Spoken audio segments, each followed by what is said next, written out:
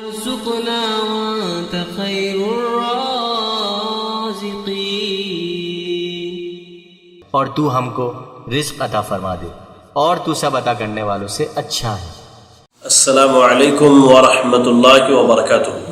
الحمد للہ رب العالمین والعاقبۃ للمتقین، والصلاة والسلام علی رسولہ الکریم وعلی آلہ وصحبہ اجمعین، اما بعد۔ اعوذ باللہ من الشیطان الرجیم، بسم اللہ الرحمن الرحیم۔ یرزق من یشاء بغیر حساب، رب اشرح لی صدری ویسر لی امری واحلل عقدۃ من لسانی یفقہوا قولی، اللہم لا حول ولا قوة الا بک۔ لائق صد احترام ناظرین اکرام، میں آپ سب کا دینی بھائی عمران احمد سلفی آپ سب کا استقبال کرتا ہوں ہمارے اس آن لائن دینی کورس رزق کی کنجیاں اور برکت کے اسباب میں۔ ناظرین، دی وے آف سلفیہ کے جانب سے گاہے بگاہے اس طرح کے علمی اور تعلیمی آن لائن کورسز منعقد ہوتے رہتے ہیں۔ اسی سلسلے کی ایک کڑی ہے جو آج میں آپ کے سامنے لے کر حاضر ہوا ہوں۔ اس کی بنیادی وجہ یہ ہے کہ آج دنیا کے اندر ہر آدمی، چاہے وہ کسی مذہب یا کسی بھی دھرم سے تعلق رکھنے والا ہو، اس کی بنیادی کوشش یہ ہوتی ہے کہ وہ دنیا کے اندر بہتر سے بہتر رزق اپنے اور اپنے بیوی بچوں کے لیے اکٹھا کرے۔ اس رزق کے اکٹھا کرنے کے بعد وہ اس بات کا متلاشی ہوتا ہے اور اس کی یہ جستجو اور خواہش ہوتی ہے کہ اس کے رزق میں برکت کہاں سے آئے اور کیسے آئے۔ ناظرین، اسی چیز کو مد نظر رکھتے ہوئے آپ کے سامنے اس آن لائن کورس میں انشاءاللہ بہت سارے ایسے اسباب اور ذرائع کا تذکرہ کیا جائے گا کہ انسان اپنی کوشش اور محنت کے بعد ان اسباب اور ذرائع کو اختیار کرے تو انشاءاللہ اللہ تعالیٰ اسے رزق سے نوازے گا اور اس رزق میں برکت بھی عطا فرمائے گا۔ اللہ تعالیٰ نے اپنی بہت ساری صفات اور بہت سارے ناموں کا تذکرہ قرآن مجید میں کیا، اور نبی اکرم صلی اللہ علیہ وسلم نے اللہ تعالیٰ کے بے شمار اسماء و صفات ہمیں بتلائے ہیں۔ اللہ کے جو مشہور نام اور جو صفات ہمیں ملتے ہیں ان میں ایک بہت عظیم نام الرزاق ہے، جس کے معنی ہوتے ہیں رزق عطا کرنے والا۔ اللہ تعالیٰ نے اپنی صفت کا ذکر یا اپنے اس اسم کا ذکر سورہ آل عمران کی آیت نمبر 37 میں ذکر کرتے ہوئے فرمایا، یرزق من یشاء بغیر حساب، اللہ تعالیٰ جسے چاہتا ہے بلا حساب و کتاب رزق عطا فرماتا ہے۔ بلا حساب کہ اللہ تعالیٰ اسے بے شمار، بے پناہ کہہ لیجیے، اللہ تعالیٰ اسے رزق عطا فرماتا ہے۔ ایسے ہی سورہ ہود کی آیت نمبر 6 میں اللہ تعالیٰ نے اس بات کی وضاحت کر دی کہ زمین پر بسنے والے جتنے بھی جانور ہیں، جتنے چوپائے ہیں، ان سب کے رزق کا مالک اور انہیں رزق عطا کرنے والا در حقیقت اللہ تعالیٰ ہے۔ سورہ ہود کی تلاوت کریں، آیت نمبر 6 میں اللہ نے کہا وَمَا مِن دَابَّةٍ فِي الْأَرْضِ إِلَّا عَلَى اللَّهِ رِزْقُهَا، کہ زمین پر جتنے بھی چوپائے ہیں ان سب کے رزق کا ذمہ کس کے اوپر ہے؟ اللہ رب العالمین کے اوپر ہے۔ تو لہذا ناظرین، اس بات کو یاد رکھیں کہ ہمارا رب رزاق ہے، اور اس نے اپنے بندوں کو اس بات کا حکم دیا ہے کہ وہ زمین میں چلے اور زمین میں رہ کر کے محنت کریں، اور اللہ تعالیٰ نے ان کی مقدر میں رزق جتنا لکھا ہے وہ اللہ تعالیٰ انہیں ضرور بے ضرور عطا کرے گا۔ لہذا آپ کے سامنے انشاءاللہ آج کے اس پہلے ایپیسوڈ میں رزق کی کنجیاں، یا کہیے رزق کی کنجیوں میں سے کچھ کنجیوں کا ہم تذکرہ کریں گے، یعنی ہم آپ کے سامنے وہ کیز اور چابیاں پیش کریں گے جن کے ذریعہ رزق کے دروازے کھلتے ہیں۔ اگر انسان ان کو اختیار کر لے تو انشاءاللہ اللہ تعالیٰ انہیں رزق عطا فرمائے گا۔ آئیے ہم چلتے ہیں اپنے سب سے پہلے سبب کی طرف، یا سب سے پہلے ذریعہ کی طرف، یا سب سے پہلی کنجی کی طرف کہ جس کے ذریعہ ہم رزق کے دروازے کو کھول لیں۔ یہاں میں آپ کو بتلا دوں سب سے پہلی کنجی جس کے ذریعہ اللہ تعالیٰ بندے کو رزق عطا فرماتا ہے وہ ہے توبہ اور استغفار. توبہ اور استغفار یعنی جن اسباب کے ذریعہ سے انسان اللہ تعالیٰ سے رزق طلب کرتا ہے ان میں سب سے اہم سبب کیا ہے؟ اللہ تعالیٰ کے حضور، اللہ کی بارگاہ میں انسان اپنے گناہوں سے توبہ کرے، اللہ تعالیٰ سے معافی مانگے اور اللہ رب العالمین سے بخشش طلب کرے. آئیے میں آپ کے سامنے توبہ اور استغفار کے تعلق سے دو بنیادی باتیں رکھنے کی کوشش کروں گا انشاءاللہ. پہلی چیز حقیقت توبہ و استغفار، یعنی دراصل حقیقت میں توبہ اور استغفار کا معنی کیا ہوتا ہے. ایک چیز یاد رکھیں، بہت سارے بھائی اور بہت ساری ہماری بہنیں اس غلطی میں مبتلا ہے کہ ہم صرف زبان سے توبہ اور استغفار کے کلمات کو ادا کر لیں تو یہ ہمارے لیے کافی ہے، بلکہ زبان کے ساتھ ساتھ انسان کے دل میں بھی اس گناہ کے تعلق سے اللہ کے حضور توبہ کی ضرورت ہے. انشاءاللہ اس پر کچھ باتیں میں آپ کو تفصیلاً بتلاتا ہوں. پہلی چیز یاد رکھیں، جب ہم استغفر اللہ و اتوب الیہ کہتے ہیں کہ میں اللہ سے اپنے گناہوں کی معافی کا سوال کرتا ہوں اور اپنی سیاہ کاریوں سے تائب ہوتا ہوں، تو بہت سارے بھائی اور بہن ایسے ہیں جن کے زبان سے تو یہ کلمہ ادا ہوتا ہے لیکن اس کا اثر ان کے دل پر دکھائی نہیں دیتا. آئیے لفظ توبہ کے تعلق سے علامہ راغب اصفہانی رحمہ اللہ جو ہے المفردات فی غریب القرآن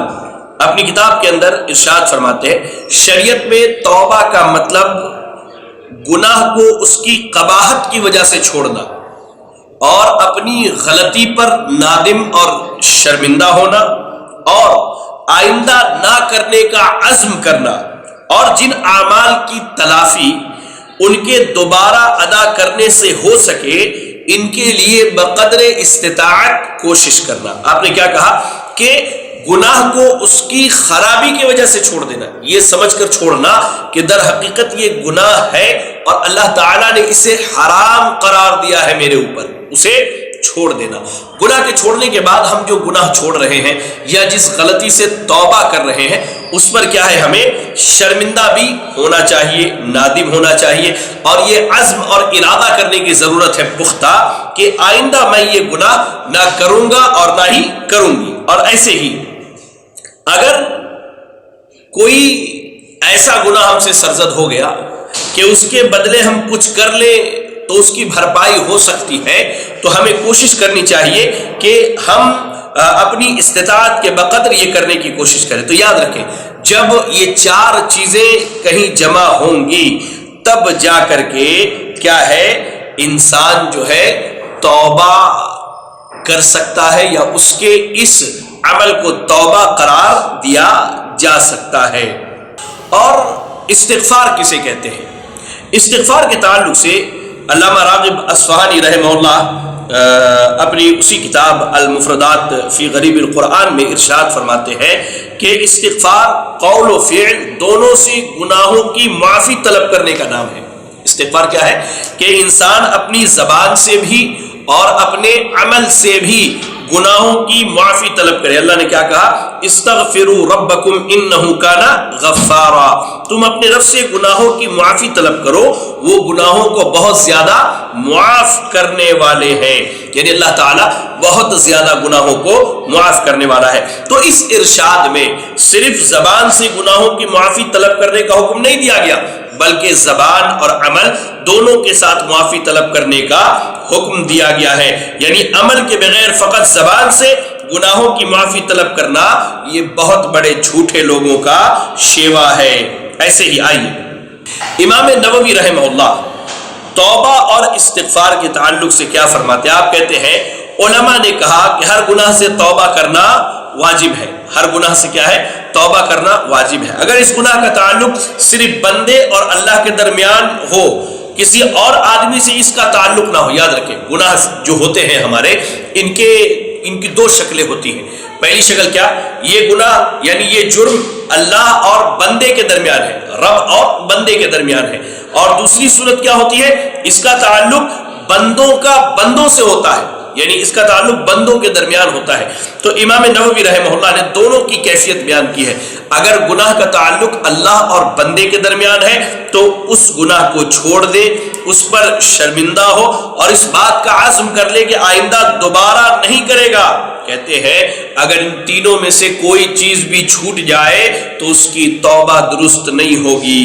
یعنی مثال کے طور پر انسان گناہ کو چھوڑ دے لیکن اس پر شرمندہ نہ ہو اور اس بات کا عزم کر لے کہ میں آئندہ نہیں کروں گا، تب بھی اس کی توبہ درست نہیں ہے۔ یا انسان گناہ کو چھوڑ دے، اس پر شرمندہ بھی ہے اور اس کے بعد وہ گناہ کر بھی لیتا ہے، تب بھی اس کا توبہ کیا ہے، درست نہیں ہے۔ اور آگے کہتے ہیں کہ چوتھی شرط جو ہے کہ اگر بندے کے گناہ کا تعلق کسی بندے سے ہو تو اس توبے کے تعلق سے چوتھی شرط یہ ہے کہ اگر حقدار کا حق ہے تو اس کا حق ادا کرنے، چاہے وہ مال کی صورت میں ہو، اور اگر کسی پر الزام تراشا ہو تو اسے حد قذف کی سزا دی جائے، اور اگر عفو درگزر کا معاملہ ہو جاتا ہے تو اچھی بات ہے، اور اگر غیبت کی ہو تو اسے چاہیے کہ اس سے معافی طلب کرے۔ امام نووی رحمہ اللہ نے ریاض الصالحین کے اندر اس بات کو ذکر کیا ہے توبہ اور استغفار کے باب میں۔ تو یہ کچھ بنیادی باتیں تھی توبہ اور استغفار کے تعلق سے۔ یاد رکھیں صرف زبان سے توبہ اور استغفار کے کلمات کہنا کافی نہیں ہے، بلکہ دل سے انسان پختہ ارادہ کرے کہ میں اس گناہ کو چھوڑ دوں، دوبارہ اس کی طرف لوٹے نہیں، اور اگر اس کا تعلق کسی بندے سے ہے تو دنیا میں معاملہ رفع دفع کروا لے۔ چلیں اب آئیے میں آپ کے سامنے ان دلائل کا تذکرہ کروں جن دلائل کے ذریعے ہمیں اس بات کا علم ہوتا ہے کہ توبہ اور استغفار رزق کے حصول کی کنجیوں میں ایک عظیم کنجی ہے۔ سب سے پہلی چیز، اللہ تعالیٰ نے حضرت نوح علیہ السلام کے تعلق سے سورہ نوح کے اندر آیت نمبر 10 سے لے کر 12 تک میں فرمایا فَقُلْتُ اسْتَغْفِرُوا رَبَّكُمْ إِنَّهُ كَانَ غَفَّارًا يُرْسِلِ السَّمَاءَ عَلَيْكُمْ مِدْرَارًا وَيُمْدِدْكُمْ بِأَمْوَالٍ وَبَنِينَ وَيَجْعَلْ لَكُمْ جَنَّاتٍ وَيَجْعَلْ لَكُمْ أَنْهَارًا۔ اللہ نے کیا کہا؟ پس میں نے کہا، یعنی نوح علیہ السلام کہہ رہے ہیں اپنے پروردگار سے گناہوں کی معافی طلب کرو، بے شک وہ بڑے بخشنے والے ہیں۔ آسمان سے تم پر موسلا دھار مہ برسائے گا اور تمہارے مالوں اور اولاد میں اضافہ کرے گا اور تمہارے لیے باغ اور نہریں بنائے گا۔ اگر ان آیات کا ہم اگر الگ الگ ٹکڑوں میں بانٹ کر دیکھیں تو اس میں کئی پیغامات دیے گئے ہیں۔ سب سے پہلی چیز کیا ہے کہ اللہ تعالیٰ ہی گناہوں کو معاف کرنے والا ہے۔ انہ کان غفارا، اللہ نے کہا کہ سب سے زیادہ گناہوں کو کون؟ اللہ تعالیٰ معاف کرنے والا ہے۔ اچھا، ایسے ہی اللہ تعالیٰ آسمان سے گناہوں کو جہاں معاف کرے گا توبہ اور استغفار کی وجہ سے، وہی اللہ تعالیٰ آسمان سے بارش برسائے گا، اور ایسی ویسی نہیں، موسلا دھار بارش، جیسا کہ اللہ نے کہا یرسل السماء علیکم مدرارا۔ تیسری بات اللہ نے کیا کہی کہ اگر توبہ اور استغفار کی جائے تو اس سے اللہ تعالیٰ مال و دولت اور اولاد میں اضافہ فرمائے گا۔ وَيُمْدِدْكُمْ بِأَمْوَالٍ وَبَنِينَ، اللہ نے کہا کہ اللہ تمہارے مالوں اور بیٹوں میں اضافہ فرمائے گا۔ آپ یاد رکھیں حضرت عطا رحمہ اللہ جو ہے، جیسا کہ امام بغوی رحمہ اللہ نے معالم التنزیل یعنی تفسیر بغوی کے اندر نقل کیا ہے کہ حضرت عطا فرماتے تمہارے مالوں اور اولاد میں اللہ تعالیٰ اضافہ فرمائے گا۔ ایسے ہی چوتھی چیز جو اللہ نے ان آیات میں بیان کی وہ یہ ہے کہ اللہ تعالیٰ باغات بنائے گا، وَيَجْعَلْ لَكُمْ جَنَّاتٍ، اور اللہ تمہارے لیے باغات بنائے گا۔ اور پانچویں چیز جو اللہ نے ذکر کی وہ کیا ہے؟ وَيَجْعَلْ لَكُمْ أَنْهَارًا، اور اللہ تعالیٰ تمہارے لیے نہریں جاری کرے گا۔ اللہ تعالیٰ تمہارے لیے نہریں جاری کرے گا۔ امام قرطبی رحمہ اللہ تفسیر قرطبی کے اندر، اور ایسے ہی امام شوکانی رحمہ اللہ فتح القدیر کے اندر ارشاد فرماتے ہیں کہ اس آیت کریمہ میں اس بات کی دلیل ہے کہ گناہوں کے معافی کا سوال کرنے سے رزق اور بارش طلب کی جاتی ہے، رزق اور بارش طلب کی جاتی ہے۔ اچھا، امام ابن کثیر رحمہ اللہ اپنی تفسیر کے اندر ارشاد فرماتے ہیں اگر تم اللہ تعالیٰ کے حضور توبہ کرو ان سے گناہوں کی معافی مانگو اور ان کی اطاعت کرو تو وہ تم پر رزق کی فراوانی فرما دیں گے، آسمان سے باران رحمت نازل فرمائیں گے، زمین سے خیر و برکت کو اگلوائیں گے، زمین سے کھیتی کو اگائیں گے، جانوروں کا دودھ مہیا فرمائیں گے، تمہیں اموال اور اولاد عطا فرمائیں گے، قسم قسم کے میوہ جات والے باغات عطا فرمائیں گے، اور ان باغوں کے درمیان نہریں جاری کریں گے۔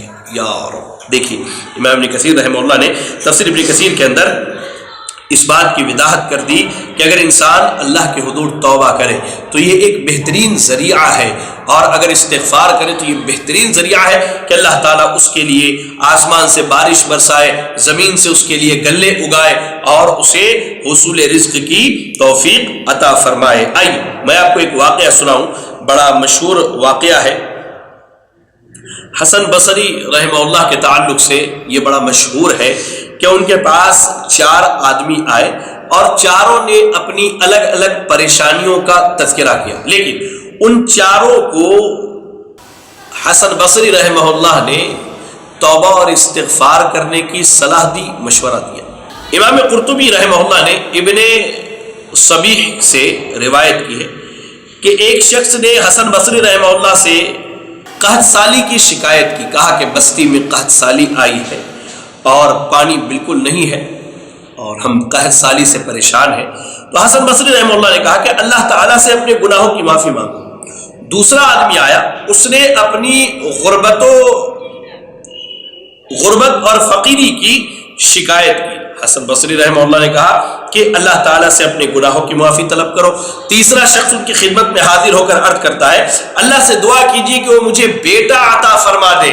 حسن بصری رحمہ اللہ نے اسے تلقین کی کہ اللہ سے گناہوں کی معافی مانگو۔ اور چوتھا آدمی آیا اور کہتا ہے کہ میرے باغ کے اندر خشک سالی پڑ گئی ہے اور بالکل پانی کا وجود نہیں ہے، دعا کیجئے کہ اللہ پانی عطا کر دے۔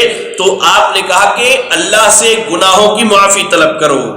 ابن صبیح کہتے ہیں ہم نے حسن بصری رحمہ اللہ سے کہا، اور بعض روایتوں میں کہ ربیع بن صبیح نے کہا کہ آپ کے پاس 4 الگ الگ اشخاص الگ الگ شکایتیں لے کر کے آئے اور آپ نے چاروں کو ایک ہی بات کہی۔ تو حسن بصری رحمہ اللہ نے کہا میں نے انہیں اپنی طرف سے کوئی بات نہیں بتلائی، میں نے تو انہیں اس بات کا حکم دیا ہے جسے رب رحیم و کریم نے فرمایا، اور انہوں نے سورہ نوح کی وہی آیتیں پڑھی جو آیات میں نے آپ کو پڑھ کے سنائی۔ قلت استغفروا ربکم انہ کان غفارا یرسل السماء علیکم مدرارا ویمددکم باموال وبنین ویجعل لکم جنات ویجعل لکم انہارا۔ اللہ اکبر۔ دیکھیے استغفار کے فوائد و ثمرات کتنے عالی اور کتنے زیادہ ہیں۔ اللہ سے دعا کریں کہ اللہ تعالی ہمیں بھی استغفار کی توفیق عطا فرمائے۔ اچھا آئیے یہاں میں آپ کو ایک اور دلیل پیش کروں۔ حضرت ہود علیہ السلام کے تعلق سے اللہ تعالیٰ نے قرآن مجید میں ان کی دعوت کو ذکر کرتے ہوئے فرمایا، وہ کہتے یا قوم استغفروا ربکم ثم توبوا الیہ یرسل السماء علیکم مدرارا وَيَزِدْكُمْ قُوَّةً إِلَىٰ قُوَّتِكُمْ وَلَا تَتَوَلَّوْا مُجْرِمِينَ۔ کہا اور اے میری قوم اپنے رب سے گزشتہ گناہوں کی معافی طلب کرو، پھر آئندہ گناہ کرنے سے توبہ کرو، وہ تم پر آسمان سے خوب زور کا مہ اور بارش برسائے گا اور تمہاری قوت میں مزید اضافہ کرے گا، اور گنہگار ہو کر کے زمین میں نہ گھومتے پھرتے رہا کرو۔ یا اللہ۔ حافظ ابن کثیر رحمہ اللہ نے اس آیت کی تفسیر میں لکھا ہے کہ حضرت ہود علیہ السلام نے اپنی قوم کو اللہ تعالیٰ سے سابقہ گناہوں کی معافی طلب کرنے کا حکم دیا، اس سے سابقہ خطائیں مٹ جائیں گی، نیز اس بات کی بھی تلقین کی کہ آئندہ گناہوں سے باز رہیں۔ جس کسی میں توبہ اور استغفار کی یہ خوبی پیدا ہو جائے اللہ تعالیٰ اس کے رزق کا حصول سہل اور آسان کر دیتے ہیں اور اس کے معاملات میں آسانی پیدا فرماتے ہیں اور اس کی حفاظت فرماتے ہیں۔ اسی لیے اللہ نے کہا یرسل السماء علیکم مدرارا۔ تو یہ 2 دلائل تھے، اور ایک واقعہ جو میں نے آپ کے سامنے حسن بصری رحمہ اللہ کا بیان کیا۔ یاد رکھیں امام قرطبی رحمہ اللہ نے بھی یہ جو آیت میں نے آپ کے سامنے پڑھی توبہ اور استغفار کے تعلق سے، تو اس باب میں امام قرطبی رحمہ اللہ لکھتے ہیں کہ یہ توبہ اور استغفار کا ہی ثمرہ ہے کہ اللہ تعالیٰ تمہیں وسعت رزق اور خوشحالی سے نوازے گا اور تمہیں اس طرح عذاب سے نیست و نابود نہیں کرے گا جیسا کہ تم سے پہلے لوگوں کو کیا گیا. یعنی اللہ رب العالمین کے حضور اگر توبہ کیا جائے، استغفار کیا جائے، تو اللہ تعالیٰ گناہوں کو معاف بھی کرے گا اور اللہ تعالیٰ لوگوں کو ہلاک اور برباد نہیں کرے گا. اللہ تعالیٰ ان کی حفاظت بھی فرمائے گا. اس لیے اے رزق کے متلاشیوں، اے وہ لوگوں جو رزق کے طلبگار ہو، رزق کے تلاش میں لگے ہو، کثرت سے توبہ اور استغفار کرو. وہ کلمات جو نبی اکرم صلی اللہ علیہ وسلم دن میں کم از کم بعض روایتوں کے مطابق 70 اور بعض روایتوں کے مطابق 100 مرتبہ اپنی زبان سے ادا کرتے تھے، ہمیں چاہیے کہ ہم اس سے زیادہ ادا کریں. استغفر اللہ واتوب الیہ، استغفر اللہ ربی من کل ذنب واتوب الیہ. اس طرح کے جو استغفار کے کلمات ہیں یقین کے ساتھ، اللہ پر یقین کے ساتھ پڑھیں اور گناہوں کی معافی تلافی اللہ سے کرائے. یہ ایک حصول رزق کا بہترین ذریعہ ہے. آئیے، پہلی چیز تو تھی توبہ اور استغفار. اب دوسرا اہم مسئلہ یا دوسرا اہم ذریعہ، جس ذریعے کو اختیار کیا جائے تو اللہ رب العالمین بندے کے رزق کے حصول کے معاملے کو آسان بناتا ہے. یعنی رزق کی کنجیوں میں دوسری کنجی کیا ہے؟ وہ ہے تقوی. انشاءاللہ تقوی کے تعلق سے دو باتیں آپ کے سامنے رکھنے کی کوشش کروں گا. پہلی بات کیا ہے؟ تقوی کا معنی اور مفہوم کیا ہے، اور دوسرا کچھ دلائل آپ کے سامنے پیش کیے جائیں گے جو اس بات پر دال ہے کہ انسان اگر متقی اور پرہیزگار ہو جائے تو انشاءاللہ وہ اپنے لیے حصول رزق کے دروازوں کو کھول لیتا ہے. تقوی کا معنی اور مفہوم علماء نے اپنے اپنے اعتبار سے بیان کیا ہے.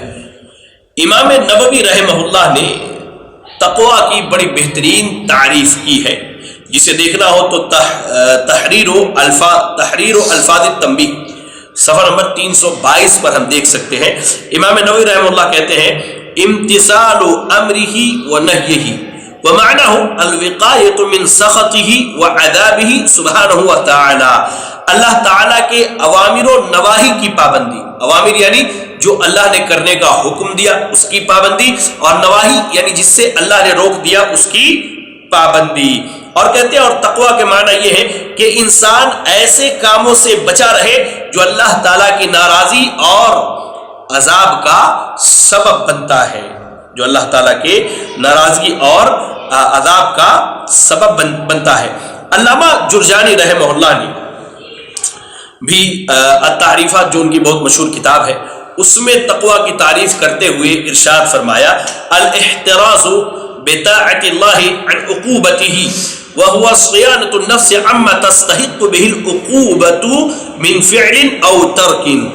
اللہ تعالیٰ کی اطاعت، اللہ تعالیٰ کی اللہ رب العالمین کی اطاعت و تابعداری کے ذریعے سے اپنے آپ کو ان کے عذاب سے بچانا اور اس مقصد کے خاطر اپنے نفس کو ایسے کام کرنے یا چھوڑنے سے بچائے رکھنا جن کے کرنے یا چھوڑنے سے انسان عذاب کا مستحق ٹھہرے. یعنی اس کا سادہ سا مفہوم اگر دیکھا جائے تقوی کا تو یہ بنتا ہے کہ اللہ رب العالمین کے احکامات کی پابندی کرنا اور اللہ تعالیٰ نے جن کاموں سے جن باتوں سے روک دیا اس سے رک جانا. اللہ رب العالمین نے جن کاموں اور جن باتوں سے ہمیں روکا ہے اس سے رک جانا، یہی در حقیقت کیا ہے؟ تقوی ہے. لہذا یاد رکھیں بعض لوگ جو ہے اپنے آپ کو گناہوں سے آلودہ کر کے اللہ تعالیٰ کو ناراض کرنے والے اور اس کی عذاب کو دعوت دینے والے ہیں، تو ایسے شخص کا شمار متقیوں میں نہیں ہو سکتا. ایسے شخص کا شمار کیا ہے؟ اہل تقوی میں نہیں ہو سکتا. اہل تقوی کون ہے؟ جو اللہ رب العالمین کو راضی کرنے کے لیے اس کے احکامات پر عمل کرے اور ایسے ہی اللہ رب العالمین کو راضی کرنے کے لیے اس کے نواہی سے اجتناب کریں۔ آئیے آپ کے سامنے تقوی حصول رزق کے اسباب میں ایک بڑا سبب ہے، اس کے کچھ دلائل پیش کروں۔ سب سے پہلی دلیل سورۃ الطلاق کی اگر ہم تلاوت کریں تو آیت نمبر 2 اور 3 میں، یعنی 2 اور 3 میں اللہ نے کیا کہا؟ وَمَن يَتَّقِ اللَّهَ يَجْعَل لَّهُ مَخْرَجًا وَيَرْزُقْهُ مِنْ حَيْثُ لَا يَحْتَسِبُ، اور جو کوئی اللہ تعالیٰ سے ڈرتا ہے وہ اس کے لیے ہر مشکل سے نکلنے کی راہ بنا دیتا ہے اور اسے وہاں سے روزی دیتا ہے جہاں سے اسے گمان بھی نہیں ہوتا۔ یا اگر اس آیت کریمہ میں ہم غور کریں تو اس میں اللہ تعالیٰ نے اپنی 2 نعمتوں کا تذکرہ کیا ہے۔ پہلی نعمت کیا ہے؟ جو آدمی اہل تقوی میں سے ہے، جو آدمی متقی اور پرہیزگار ہے، جو آدمی اللہ رب العالمین سے ڈرنے والا ہے، تو اللہ تعالیٰ جو ہے ایسے شخص کے اندر تقوی کی صفت پیدا کرتا ہے، اور اگر اس کے اندر تقوی کی صفت پیدا ہو جائے تو اللہ تعالیٰ اسے سب سے پہلی نعمت کیا دیتا ہے؟ اللہ اسے ہر غم اور مصیبت سے نجات عطا فرماتا ہے۔ حضرت عبداللہ ابن عباس رضی اللہ تعالی عنہما یجعل لہ مخرجا کی تفسیر میں بیان فرماتے ہیں ینجیہ من کل کرب الدنیا والآخرہ۔ تفسیر قرطبی اگر ہم ملاحظہ کریں تو عبداللہ ابن عباس رضی اللہ تعالیٰ عنہ کا یہ قول ہمیں ملتا ہے کہ اللہ تعالیٰ اسے دنیا اور آخرت کے ہر غم سے نجات دے دیتا ہے۔ یعنی اہل تقوی کے لیے کیا ہے؟ دنیا اور آخرت میں جو بھی غم ہے، جو بھی تکالیف پریشانیاں ہیں، اللہ تعالیٰ انہیں اس سے نجات عطا فرماتا ہے۔ اور دوسری نعمت اللہ تعالیٰ جو انہیں عطا کرتا ہے وہ کیا ہے؟ وہ یہ ہے کہ اللہ تعالیٰ اسے وہاں سے رزق مہیا کرتا ہے جہاں سے اس کا وہم و گمان بھی نہیں ہوتا۔ یعنی اس کے وہم و گمان میں بھی یہ بات نہیں آتی کہ میں نے، یعنی اس کے تقوی کی بنیاد پر اللہ تعالیٰ اسے کہاں سے رزق عطا فرماتا ہے۔ حضرت ربیع بن خثیم نے اس کی تفسیر میں بیان کیا وَيَجْعَلْ لَهُ مَخْرَجًا مِنْ كُلِّ مَا يَضِيقُ عَلَى النَّاسِ، اللہ تعالیٰ اس کے لیے ہر اس بات سے نکلنے کی راہ پیدا فرما دیتا ہے جو لوگوں کے لیے تنگی اور مشکل کا سبب بنتی ہے۔ یعنی اللہ رب العالمین جو ہے اسے ایسی جگہ سے رزق عطا فرماتا ہے جہاں سے لوگوں کے لیے رزق ملنا جو ہے بڑا محال اور مشکل ہوتا ہے۔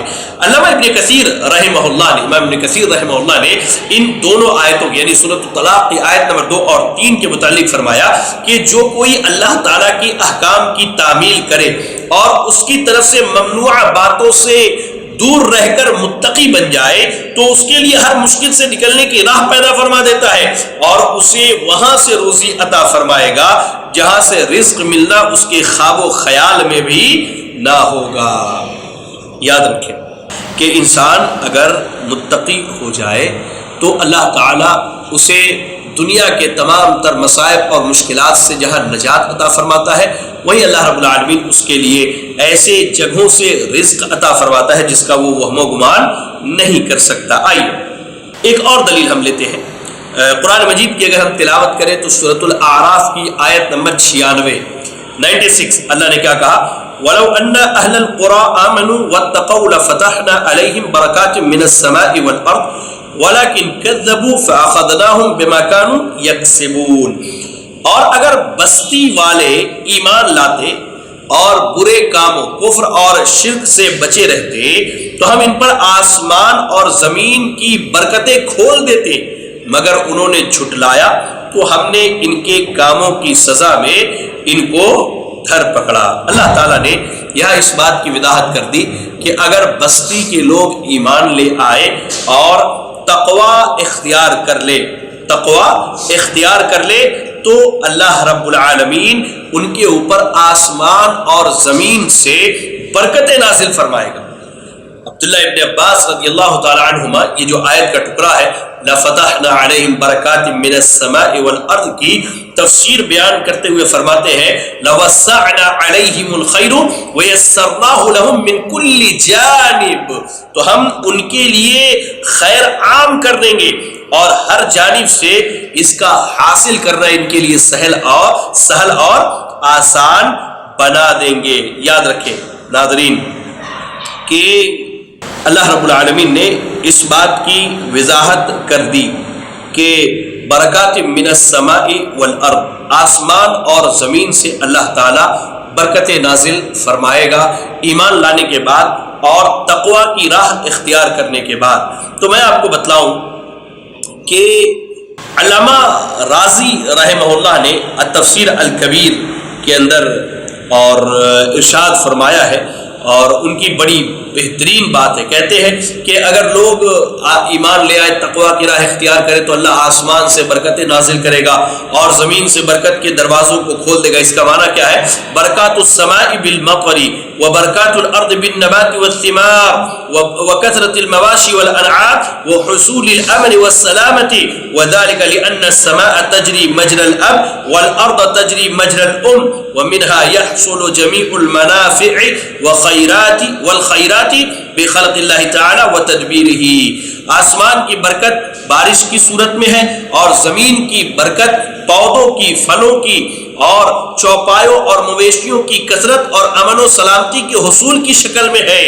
آگے کہتے ہیں آسمان و زمین کے برکات کے ذکر کرنے کی حکمت یہ ہے کہ آسمان باپ کے مانند ہے اور زمین ماں کی طرح ہے، اور اللہ تعالیٰ کی تخلیق و تدبیر سے سارے فائدے انہی دونوں کے ذریعہ حاصل ہوتے ہیں۔ اسی لیے اللہ نے کہا کہ آسمان اور زمین سے اللہ برکتیں عطا فرمائے گا، تو آسمان باپ کے مثل ہے اور زمین کیا ہے؟ ماں کے مثل ہے۔ ان دونوں کے ذریعہ ہی اللہ تعالیٰ انسانوں کو ساری خوبیاں اور بھلائی عطا فرماتا ہے۔ لہذا یاد رکھیں تقوی کی راہ اگر ہم اختیار کریں تو تقوی ایک بہترین ذریعہ ہے اللہ رب العالمین کی جانب سے رزق کے دروازوں کے کھولے جانے کا۔ آئیے ہم آتے ہیں تیسرے سبب کی طرف یا تیسری کنجی کی طرف جو ہمارے لیے رزق کے دروازے کو کھولتی ہے، وہ ہے اللہ تعالیٰ پر توکل اور بھروسہ کرنا۔ جن اسباب کے ذریعہ اللہ تعالیٰ سے رزق حاصل کیا جاتا ہے، ان میں ایک اہم سبب یہ ہے کہ اللہ مالک الملک پر توکل کیا جائے، اور انشاءاللہ اس موضوع کے تحت تین باتیں آپ کے سامنے رکھی جائیں گی۔ پہلی بات توکل کا معنی اور مفہوم کیا ہے، دوسرا توکل یہ رزق کی کلید اور کنجی ہے، اس کے دلائل، اور تیسری بات کیا توکل سے مراد یہ ہے کہ انسان رزق کی کوشش کرنا چھوڑ کے گھر پر بیٹھا رہے کہ جب اللہ نے وعدہ کیا ہے کہ اس پر بھروسہ کیا جائے تو اللہ رزق دے گا، تو میں گھر بیٹھ کر کے بھروسہ کروں۔ انشاءاللہ اس نظریے کی اصلاح کی جائے گی۔ آئیے اللہ پر توکل کا معنی کیا ہے؟ علماء کرام نے توکل کے کئی معنی اور مفاہیم بیان کیے ہیں۔ اس میں سے اگر دیکھیں تو ملقات المفاتیح میں، مشکات المصابیح کی شرح میں ملا علی قاری رحمہ اللہ نے کہا کہ التوکل علی اللہ حق التوکل، اللہ تعالیٰ پر کما حقہ توکل، اللہ تعالیٰ پر کما حقہ توکل کرنے کا معنی اور مفہوم بیان کرتے ہوئے کہتے ہیں کہ تم اس بات کو یقینی طور پر جان لو کہ در حقیقت ہر کام کے کرنے والے اللہ تعالیٰ ہیں۔ کائنات میں جو کچھ بھی ہے، تخلیق و رزق، عطا کرنا یا محروم رکھنا، ضرر اور نفع، اور ایسے ہی فقیری اور تونگری، بیماری اور صحت، موت و زندگی، غرض یہ کہ ہر چیز فقط اللہ کے حکم سے ہے۔ اللہ پر توکل کا معنی کیا ہے کہ ہماری زندگی میں جو بھی معاملات ہو رہے ہیں، یہ سارے معاملات کیا ہے؟ یہ صرف اور صرف یہ اللہ کی جانب سے ہے، اللہ ہی ان کا کرنے والا ہے۔ اور امام غزالی رحمہ اللہ نے احیاء علوم الدین کے اندر توکل کا معنی بیان کرتے ہوئے فرمایا عبارت عن اعتماد القلب علی الوکیل وحدہ، کہ توکل یہ ہے کہ دل کا اعتماد صرف اسی پر ہو جس پر توکل اور بھروسے کا دعویٰ کیا جاتا ہے، یعنی انسان کا دل جو ہے بالکل اس بات پر مطمئن ہو کہ میرے رزق کا انتظام کرنے والا، مجھے رزق عطا کرنے والا، میرے لیے رزق کے دروازے کھولنے والا اور میرے لیے رزق کے راستوں کو آسان کرنے والا در حقیقت اگر کوئی ہے تو صرف اللہ تعالی ہے۔ یہ توکل کا معنی اور مفہوم ہے۔ آئیے توکل ہمارے لیے رزق کے راستے کو کھولتا ہے۔ اس کے دلیل کے طور پر مسند امام احمد، جامع الترمذی، سنن ابن ماجہ، مسند عبداللہ ابن مبارک، صحیح ابن حبان اور ایسے ہی مستدرک حاکم کی ایک روایت میں آپ کے سامنے بیان کروں۔ جامع الترمذی میں پچھلے کورس میں کچھ بھائیوں نے کہا یا بہنوں نے کہ آپ حدیث نمبر بتلا دیں تاکہ ہمیں آسانی ہو، تو میں آپ کو بتلا دوں کہ یہ حدیث جو ہے جو میں نے آپ کے سامنے ابھی پڑھنی ہے، عمر ابن خطاب رضی اللہ تعالیٰ عنہ اس کے راوی ہے۔ یہ جامع الترمذی میں آپ دیکھیں ابواب الزہد کے اندر باب ما جاء فی الزہادۃ فی الدنیا، دنیا میں زہد اختیار کرنے کے باب کے تحت یہ حدیث بیان کی گئی ہے، اور حدیث نمبر 2447 2447 کیا ہے؟ اللہ کے نبی صلی اللہ علیہ وسلم نے کہا لو انکم توکلون علی اللہ حق توکلہ لرزقتم کما ترزق الطیر تغدو خماصا وتروح بطانا، اگر تم اللہ تعالیٰ پر اس طرح بھروسہ کرو جیسا کہ اس پر بھروسہ کرنے کا حق ہے تو تمہیں اسی طرح رزق دیا جائے گا جس طرح پرندوں کو رزق دیا جاتا ہے، صبح خالی پیٹ نکلتے ہیں اور شام کو پیٹ بھر کر لوٹتے ہیں۔ یعنی اس حدیث کے اندر نبی اکرم صلی اللہ علیہ وسلم نے اپنی امت کو اس بات کی خبر دی ہے کہ اللہ تعالیٰ پر کما حقہ بھروسہ کرنے والوں کو اسی طرح رزق دیا جاتا ہے جس طرح پرندوں کو رزق مہیا کیا جاتا ہے۔ اور ایسا کیوں نہ ہو، اللہ پر توکل کرنے والوں نے اس عظیم منفرد یکتا اور کائنات کے مالک پر بھروسہ کیا کہ اللہ تعالیٰ تمام امور کو انجام دینے کے لیے صرف لفظ کن کہتا ہے، کن ہو جا تو وہ چیز ہو جاتی ہے، تو اللہ تعالیٰ کیسے اپنے بندے کے لیے رزق کا اہتمام نہ کرے۔ اور اللہ تعالیٰ نے مزید اگر ہم دیکھیں تو سورۃ الطلاق کی آیت نمبر 3 میں اللہ نے کیا کہا؟ وَمَن يَتَوَكَّلْ عَلَى اللَّهِ فَهُوَ حَسْبُهُ إِنَّ اللَّهَ بَالِغُ أَمْرِهِ قَدْ جَعَلَ اللَّهُ لِكُلِّ شَيْءٍ قَدْرًا، اور جو کوئی اللہ تعالیٰ پر بھروسہ رکھے تو اللہ تعالیٰ اس کے لیے کافی ہے، اللہ تعالیٰ اس کے لیے کافی ہے۔ تو یاد رکھیں اگر ہم اللہ تعالیٰ پر بھروسہ کر لیں اور اس بات کا یقین ہم اپنے دل میں بٹھا لیں کہ در حقیقت رزق کا مالک اور روزی دینے والا اللہ کے علاوہ کوئی نہیں، اللہ کے سوا کوئی نہیں، تو یاد رکھیں اللہ تعالیٰ ہمیں ایسے مقامات سے رزق عطا فرمائے گا اور ہمارے لیے رزق کا اللہ ایسا اہتمام کرے گا کہ انشاءاللہ ہم خود حیران و ششدر ہو کے رہ جائیں گے۔ اچھا، سوال یہ ہے، بہت سارے بھائی اس طرح کا اعتراض کرتے ہیں کہ یعنی کہ اللہ پر توکل کا مطلب یہ ہے کہ ہم بیٹھے رہ جائیں اپنے گھروں میں اور انتظار کریں کہ رزق جو ہے ہمارے پیچھے چل کر کے آئے گا۔ تو کیا یہ فکر اور یہ سوچ درست ہے؟ تو آپ یاد رکھیں یہ فکر اور یہ سوچ ہرگز درست نہیں ہے، اس لیے کہ میں نے جو حدیث آپ کے سامنے پڑھی اگر اس پر ہم غور کریں تو انشاءاللہ بات بالکل واضح اور صاف ہو جاتی ہے۔ کیا ہے؟ پرندے صبح کو خالی پیٹ نکلتے ہیں اور شام کو جب آتے ہیں تو پیٹ ان کا بھرا ہوا ہوتا ہے، حالانکہ ان پرندوں کے پاس نہ کوئی دکان ہے، نہ کوئی فیکٹری ہے، نہ ان کی کہیں نوکری ہے جن پر وہ اعتماد کر سکے کہ ان کے ذریعہ میں رزق حاصل کر لوں گا۔ یاد رکھیں طلب رزق کی کوشش میں ان کا کلی اعتماد صرف اللہ تعالی پر ہوتا ہے، اللہ تعالی پر ہوتا ہے۔ میں آپ کو بتلاؤں کہ اللہ رحم فرمائے ہم سب پر۔ آپ دیکھیں پرندے اپنے گھونسلوں میں بیٹھے ہوئے نہیں رہتے ہیں، بلکہ ان کا اعتماد ہے کہ رزق دینے والا اللہ تعالیٰ ہی ہے، اور اسی اعتماد کے تحت وہ اپنے گھونسلوں سے باہر نکلتے ہیں، یعنی حصول رزق کی کوشش کرتے ہیں اعتماد رزاق پر کرتے ہوئے، اور جب وہ شام کو لوٹتے ہیں تو پیٹ ان کا بھرا ہوا ہوتا ہے۔ اس تعلق سے میں آپ کو ایک قول سناؤں فتح الباری کے اندر امام احمد بن حنبل رحمہ اللہ کے تعلق سے ایک بات ملتی ہے کہ امام احمد بن حنبل رحمہ اللہ سے ایسے شخص کے متعلق دریافت کیا گیا جو گھر یا مسجد میں بیٹھے اور کہتا ہے، بیٹھے ہوئے کہتا ہے میں تو کچھ کام نہیں کروں گا، میرا رزق خود میرے پاس آئے گا. تو انہوں نے جواب دیا یہ شخص علم سے گورا ہے، یہ شخص کیا ہے؟ علم سے بہت دور ہے، اس لیے کہ اللہ کے نبی صلی اللہ علیہ وسلم نے ارشاد فرمایا ان اللہ جعل رزقی تحت ظل رمحی، بے شک اللہ نے میرا رزق میرے نیزے کے سائے کے نیچے رکھا ہے. اور حضرت صلی اللہ علیہ وسلم نے فرمایا لو توکلتم علی اللہ حق توکلہ لرزقکم کما یرزق الطیر تغدو خماسا وتروح بطانا، کہ اگر تم اللہ پر کما حقہ توکل کر لو تو وہ تمہیں اسی طرح رزق عطا فرمائے گا جس طرح پرندوں کو رزق عطا فرماتا ہے. وہ صبح خالی پیٹ نکلتے ہیں اور شام کو پیٹ بھر کر پلٹتے ہیں.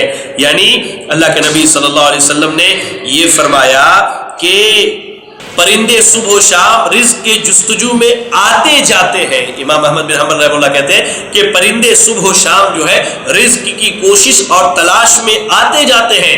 مزید آگے فرماتے ہیں کہ اگر ایسی ہی بات ہوتی تو پھر ہم دیکھتے ہیں کہ صحابہ اکرام میں سے بعض صحابہ تجارت کرنے والے تھے، بعض صحابہ کے پاس کھجور کے باغات تھے، یا بعض صحابہ دوسروں کے باغاتوں میں اور باغیچوں میں جا کر کے کام کیا کرتے تھے. تو توکل کا ہرگز یہ معنی نہیں ہے کہ انسان کیا ہے اللہ تعالیٰ پر محض بھروسہ کر کے اور یہ سوچ کر بیٹھ جائے کہ میرا رزق تو میرے پاس چل کے آئے گا، کوشش کرنے کی ضرورت نہیں ہے. نہیں، بلکہ معاملہ یہ ہونا چاہیے کہ ہم رزق کے لیے کوشش کریں، اس کے لیے سعی کریں، دوڑے بھاگے، اس کی تلاش میں نکلے، لیکن اعتماد یہ ہونا چاہیے کہ میں یہ کوشش کی توفیق بھی اللہ کی طرف سے ہے اور یہ رزق کی توفیق بھی اللہ کی طرف سے ہے.